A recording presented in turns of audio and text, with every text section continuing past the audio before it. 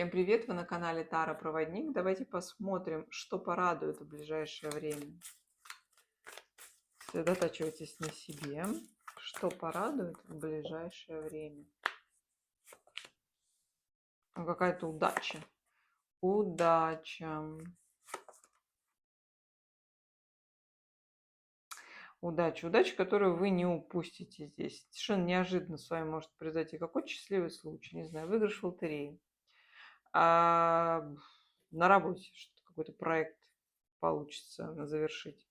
В любом случае это будет неожиданно, резко, но приятно. Но приятно. Это по работе, вероятнее всего, какие-то вопросы такие по работе.